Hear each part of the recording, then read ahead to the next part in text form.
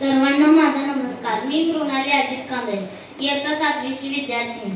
सर्वप्रथम सर्वांना स्वातंत्र्य दिनाच्या खूप खूप शुभेच्छा। आज मी स्वातंत्र्य दिनाबद्दल न बोलता माझ्या मनातील एक विषय मांडणार आहे। इम्पॉसिबल काय आहे? तसं बघितलं तर काहीच नाही, सर्व काही पॉसिबल आहे। धीरूभाई अंबानी काहीच नाही पासून सगळं काही करून टाकले, एक एम्पायर उभं करून टाकले। असे अनेक लोक असतात ज्यांच्या खिशात 1 रुपया नसताना तेच लोक मरण्याआधी एम्पायर उभं करून टाकतात, कारण त्यांनी एकच इम्पॉर्टंट मानत असतात की मी हे करू शकतो, आय कॅन डू एनिथिंग। तर तुम्ही का नाही?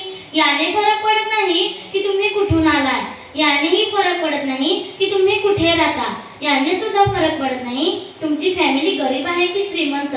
फरक फक्त एकाच गोष्टीने पडतो, ती म्हणजे तुम्ही स्वतः। हो, आणि तुमचा स्वतःवरचा विश्वास की मी हे करू शकतो, आय कॅन डू एनिथिंग। जो आपण आपल्या मनात विचार करतो, जी गोष्ट आपण मानतो, तीच गोष्ट रियालिटी बनून जाते। खिशात 1 पैसा नाहीये, बिझनेस बॅकग्राऊंड नाहीये, फॅमिली सपोर्ट करत नाही, माझ्याने हे होणारच नाही। मित्रा, हे तुझे सर्व काही एक्सक्यूजेस आहेत जे तुला काहीच करू देत नाहीत। जर आपण आपल्या मनात असा विचार केलात की मी हे करू शकतो, आय कॅन डू एनिथिंग, तर तुम्ही या युनिव्हर्सवरती, या पृथ्वीवरती, या अर्थवरती एक बळकट व्यक्ती बनून जाल व तुमच्या मनातील सर्व भीती निघून जाईल। तो टोटली फिअरलेस आहे, तो सगळं काही ट्राय करेल। त्याच्या डिक्शनरीमध्ये फेलर आणि रिस्क नावाचा शब्द आढळणार नाही।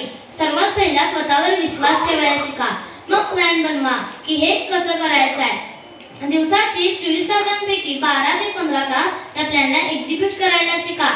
फेल होताय ना, पुन्हा प्रयत्न करा, हार मानू नका, प्रयत्न करत राहा, मग बघा एक ना एक दिवस तुम्ही नक्कीच यशस्वी व्हाल। मित्रांनो, हा फिअर, हा भीती नावाचा किडा तुमच्या डोक्यातून काढून टाका। तुमच्या मनात हे गोल आहेत ना, तर तुमची हिंमतच कशी झाली असं बोलायची की मी हे करू शकत नाही।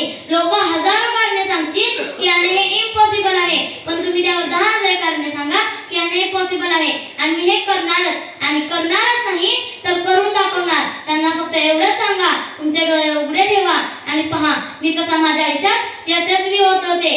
जाता जाता एवढेच बोलते की तुमच्या